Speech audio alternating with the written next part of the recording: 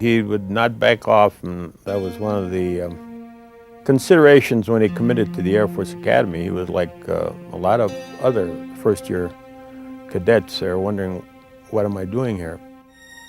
And he was always real active in a lot of things. He was active in Boy Scouts and the Y, and he used to enjoy swimming. He was on the swimming team, but we lived near the lake, and he was always down there at the beach swimming with his friends. And I must say, he's always had great love and respect for his family.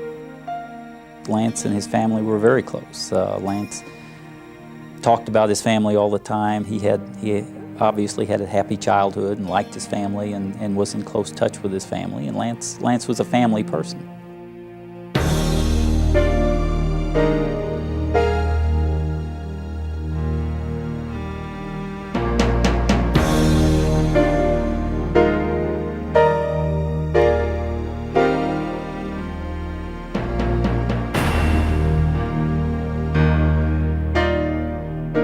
I am an American fighting in the forces which guard my country and our way of life. I am prepared to give my life in their defense.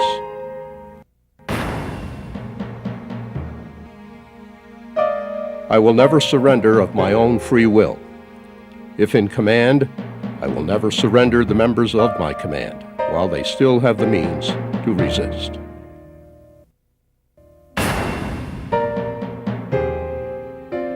If I am captured, I will continue to resist by all means available. I will make every effort to escape and aid others to escape. I will accept neither parole nor special favors from the enemy.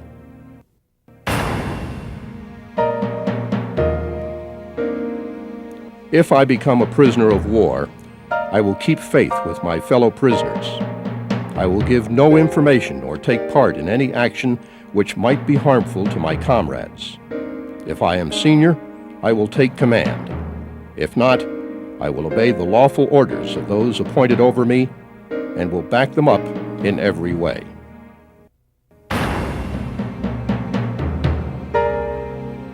When questioned, should I become a prisoner of war, I am required to give name, rank, service number, and date of birth. I will evade answering further questions to the utmost of my ability. I will make no oral or written statements disloyal to my country and its allies or harmful to their cause.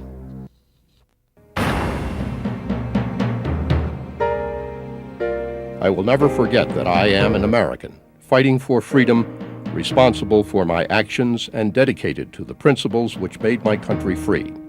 I will trust in my God and in the United States of America. I think we need to have a code of conduct. Everybody needs to have ethical standards and moral standards that they live to. And by expressing them in a code of conduct, you give people something to hold on to. And that helps when you're in a time of difficulty and stress. If you can have things you believe in and something that you're working towards, it makes it much easier to deal with it. Obviously, his behavior as a prisoner and throughout that ordeal reflect the highest ideals and dedication to the code of conduct and should be studied by all of us as certainly something that we ought to understand, model, and if ever confronted with that situation, follow with the same dedication and vigor that Lance did. Until his death, Lance P. Sijan loved life and everything it encompassed. As a child in Milwaukee, Wisconsin, Lance played hard, involved himself completely in everything he did, and tried his best to live life to its fullest. After high school, Lance entered the Naval Academy Preparatory School in Bainbridge, Maryland, a year-long program to help students who may have academic or physical problems improve their chances of getting an appointment to the Naval Academy or the Air Force Academy.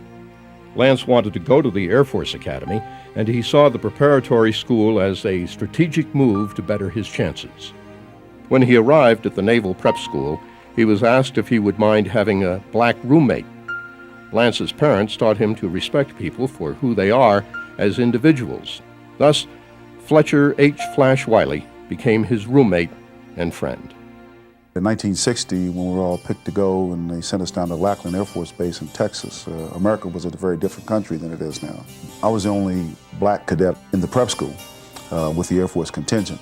And when we went to boot camp, they asked around to the guys who came from all over the country who would have a problem living with me as a roommate, because I was the only black person there.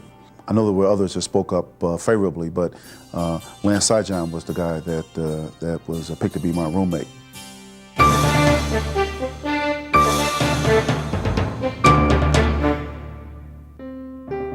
While the Naval Academy Preparatory School was physically and mentally challenging for Lance, he, like all cadets, found the Air Force Academy even more demanding. During cadet basic training, Bart Holliday, a fellow cadet assigned to Lance's squadron years later, remembered when he first met Lance Sijan. I first met Lance during our basic cadet training. Because I was a half an inch shorter, I always had to march and run behind him. The runs became increasingly exhausting, but by focusing on Lance right in front of me, with his quest for victory in every stride he made, I was able to go on. Without him as an example, I would have surely quit. Lance, like many cadets, found academics to be the most difficult part of academy life. He spent countless hours struggling with the books and getting extra help from fellow cadets and instructors when he wasn't playing football. In his sophomore year, Lance told his parents that he was worried about making it. But if you can qualify to get in the Air Force Academy and finish the academic program, you're pretty smart, because there's a lot of other things going on than just academics or athletics. Here you've got the military training program, you've got the squadron problems, you've got your squadron duties, you're trying to be an athlete, and you put all that together and it's called being very busy. So it's a real feather in his cap and the rest of our grads to come in here and graduate, because it's not an easy school. He continued to struggle with academics throughout his junior year. It never seemed to get easier. Then, as a senior, after becoming a member of the varsity football team, one of his goals, Lance quit football. He made a tearful, really absolutely a tearful decision that he was going to give up football. And it was a part of his life, and it opened the door for him to become a cadet. And I think emotionally it was a tough decision for him, but he had his ducks in a row. He knew what he really wanted to do. Lance made the tough decision, the right decision. And after 4 demanding years, Lance and his classmates graduated in June 1965.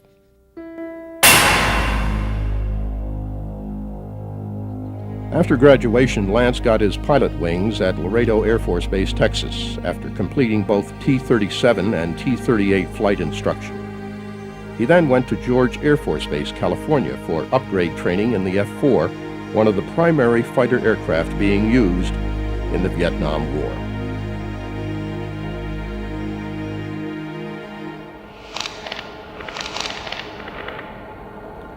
On the night of November 9th, 1967, with only 48 missions left to fly before going home, Lance stood before his barracks dresser at Da Nang Air Base, Vietnam, staring quietly at the pictures of his family.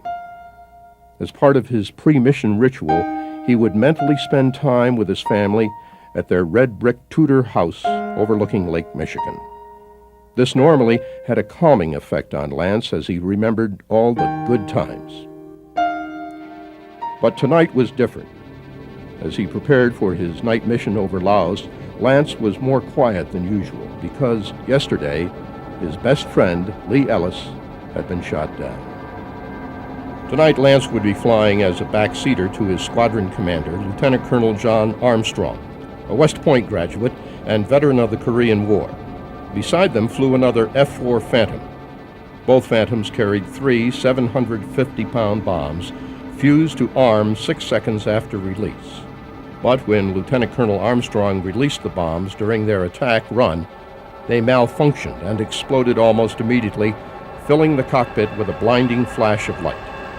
Instinctively, Lance pulled the ejection handle and was blown clear of the damaged aircraft. As he passed through the thick jungle canopy, his helmet, parachute, and auxiliary survival pack were ripped away. On November 11th, a day and a half after Lance was downed, two F-4Ds were heading for their targets north of Hanoi when they heard a Mayday beeper coming from the jungle below. The beeper's transmitter was asked to identify himself. AWOL 1 Bravo, Lance answered in a calm voice. I'm kind of hurt bad. Compound fracture. My head's hurt pretty bad too. I was unconscious all day yesterday. As the formal rescue began, Lance was asked for further identification and responded. Sijan, Lance Peter, 1st Lieutenant, United States Air Force. He was also asked a prearranged question, the answer to which Lance had written on his authenticator card. Who is the greatest football team in the world? Lying on the jungle floor, bone protruding through his left leg, the three smaller fingers of his right hand dislocated, and the wound behind his left ear throbbing with pain, Lance answered, the Green Bay Packers. With his identity confirmed as a downed American pilot and a fix on his location, the rescue mission went into full swing. The Americans were determined to get Lance out. However, the North Vietnamese Army was just as determined to capture Lance and make his rescue attempt a very costly one. By the end of the day, the North Vietnamese had severely damaged several aircraft, wounded several airmen, and had prevented Lance's rescue. But as the sun set, Lance saw the chopper rotor blast on the trees above his position. He immediately radioed for them to drop the penetrator, a recovery device that could lift Lance to safety. The chopper pilot said he was sending down a pararescue jumper, a rescue specialist. Negative. There are bad guys down here. Drop the penetrator. I'll crawl to you. Lance pulled himself across jagged stones as he hacked away at thorny vines with his knife. The penetrator and rescue laid on the ground only 20 feet away. But because of his injuries, Lance's progress was slow, too slow. The North Vietnamese Army continued their assault, and the chopper, taking tremendous ground fire, had to pull away, taking Lance's chances for freedom with him. At dawn, 23 aircraft were ready to continue the rescue attempt, which had failed a day earlier when 108 aircraft and 4 ground radar sites had taken part. Time and again, they waited for Lance to respond to their radio calls. Each time the reply was silence. The night before, Lance had fallen into a sinkhole and had either damaged his radio or forgotten to turn off the emergency beep and drained the battery. 2 hours into the second day's rescue mission with no response from Lance and taking heavy ground fire from the North Vietnamese, the mission commander canceled the rescue mission. As Lance pulled himself out of the sinkhole, he heard the distinctive roar of the F-4s in the distance. Weak and in tremendous pain, Lance passed out. Just before dark, he regained consciousness and began formulating his own escape plan. Using his compass, he would head east away from the North Vietnamese and toward freedom. Lance was determined to survive. He would never surrender, not to the North Vietnamese, not to the terrain. He firmly believed in the motto, when the going gets tough, the tough get going. And that is what he did for the next 6 weeks, advancing maybe 100 yards a day. He dragged his broken and starving body over almost 3 miles of dense, insect-infested jungle. Always in his mind was a belief that escape was a duty he owed to his uniform, to himself, and to the family he desperately wanted to see again. But fate once again stepped in. On Christmas morning, the North Vietnamese Army found Lance passed out beside a troop road. After evading the enemy for 46 days, Lance became a prisoner of war.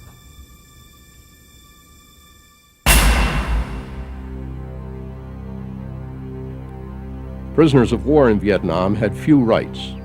North Vietnam had signed the Geneva Convention, but they did not believe it applied to this particular conflict, since neither side had declared war. Rather, North Vietnam considered any airman shot down an air pirate and treated them as such. Captain Guy Gruters and Major Bob Craner, shot down in their forward air control plane, had been clubbed and trussed with their arms tightly tied behind them, elbows touching, in unbelievable pain. A favorite trick of the North Vietnamese Army. Gruters now sat bent over on the straw and mud floor of his cell, bound in leg irons and cuffs, at the bamboo prison north of Vien. He screamed at his captors to stop pounding the hell out of the new guy in a cell 9 feet away. But the clubs continued to strike flesh and bone, producing piercing screams of pain. Gruters heard the voice of the North Vietnamese officer known as the Rodent ask, "Name of base commander." A weak but defiant Lance Sijan said, "I'm not going to tell you anything. It's against the code." The interrogation went on for hours, and screams filled Lance's cell as they continued to beat him mercilessly. The next morning, Gruters and Craner were ordered to take the prisoner to the latrine and clean him up. On the straw floor in front of them lay Lance, infested with vermin, his entire body covered with welts from his beatings. Lance looked up at the two men and asked, "Aren't you Guy Gruters?" Staring questionably at the almost unidentifiable mass of flesh before him, Gruters said, "Yeah, who are you?" "Lance Sijan," he answered. Gruters immediately identified Lance. They had been in the 21st Squadron together at the Academy and had both been members of the skydiving team. As Gruters and Craner cared for Lance, he wanted to know, "How secure is this place, and what are the chances of getting out of here?" Inside this badly beaten body, Sijan's spirit was undaunted. Gruters later found out that Lance was captured on Christmas Day, 1967, and was given food and put under observation. Even in his weakened condition, his desire to abide by the code of conduct was stronger than his pain. He overpowered his guard and escaped into the jungle, only to be recaptured a few hours later. The rodent continued to torture Lance, but only got name, rank, and serial number. Lance made every effort to escape. A guard caught him digging in his cell with a tin cup and beat his injured hand and broken leg with a bamboo cane. But Lance believed in every fiber of his body that he must continue to resist by all means available and make every effort to escape. Undaunted by his captors, Lance clawed at the floor, trying to dig his way out with his hands for 3 days, until he was caught and again brutally clubbed. As the monsoon rains began, Lance's condition worsened with the onset of disease. Just before his death, Sijan, Gruters, and Craner were transferred to the Hanoi Hilton prison camp. Still, Lance's spirit was unconquerable, as he tried to lure a guard into his Hanoi cell in an attempt to overpower him and escape. Prior to his death, Lance could barely mouth his words and used signals to say he was okay. On the 8th day after being transferred to the Hanoi Hilton, Lance's eyes flashed with comprehension as the guards lifted him onto a pallet to take him to the hospital. He knew they were taking him away to die. Gathering all his strength, he yelled out in a loud, clear voice, "Dad, help me! Dad, I need you."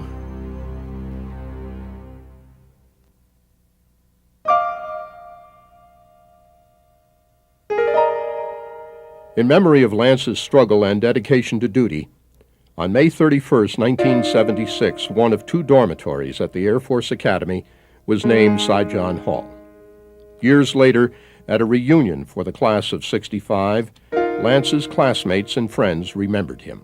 I just am happy to remember him as a dedicated, committed kind of fellow who had his own strong sense of right and wrong. He was exceptional in his personal bearing, I always thought. Lance just had something about him, and the best way I can describe it is a dignity or an inner strength that came through. Several decades later, after his heroic actions and his death in Vietnam, Lance's life still impacts cadets undergoing training at the Air Force Academy. An impact and inspiration Lance has been in the lives of many young men, military and otherwise. If this man could do this, I can do this.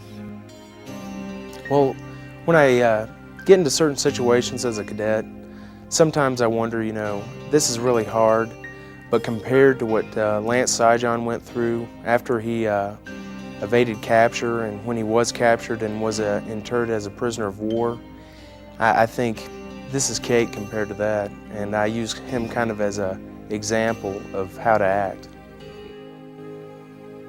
Lance P. Sijan made the ultimate sacrifice for his country. He gave his life. He believed in the code of conduct, love of country, family, friends, and though they were written down many years later, he also believed in and personified the core values of the Air Force. The triad of core values consists of integrity first, service before self, and excellence in all we do.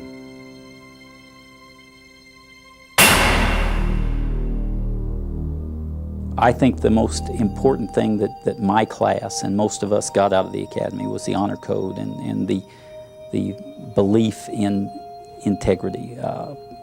We had a relationship when we were at the academy and ever since that we have absolute trust in each other.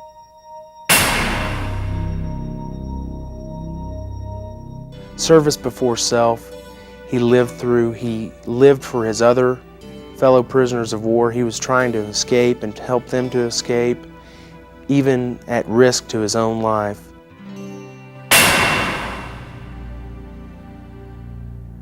He worked hard militarily and was successful. He worked very hard academically. I mean, I think you would find people that would say that Lance struggled academically here, and he did, but he worked very hard at it and he was successful at it because he knew that was important to his goal of getting a commission, graduating from the academy, and becoming a pilot. So I think certainly he models our core values. From 1966 to 1973, 12 airmen won the Medal of Honor in Vietnam, many posthumously. On March 4, 1976, 8 years after Lance Sijan died in a North Vietnamese prisoner of war camp, President Gerald Ford presented his parents with this nation's highest award, the Medal of Honor. The President of the United States of America authorized by Act of Congress March 3, 1863, has awarded in the name of the Congress the Medal of Honor posthumously to Captain Lance P. Sijan, United States Air Force. While on a flight over North Vietnam on 9 November 1967, Captain Sijan ejected from his disabled aircraft and successfully evaded capture for more than 6 weeks. During this time, he was seriously injured and suffered from shock and extreme weight loss due to lack of food. After being captured by North Vietnamese soldiers, Captain Sijan was taken to a holding point for subsequent transfer to a prisoner of war camp. In his emaciated and crippled condition, he overpowered one of his guards and crawled into the jungle, only to be recaptured after several hours. He was then transferred to another prison camp where he was kept in solitary confinement and interrogated at length. During interrogation, he was severely tortured. However, he did not divulge any information to his captors. Captain Sijan lapsed into delirium and was placed in the care of another prisoner. During his intermittent periods of consciousness until his death, he never complained of his physical condition and on several occasions spoke of future escape attempts. Captain Sijan's extraordinary heroism and intrepidity above and beyond the call of duty at the cost of his life are in keeping with the highest traditions of the United States Air Force and reflect great credit upon himself and the armed forces of the United States. I know Lance, as a warrior, would want to die with a sword in his hand, and that's what he did.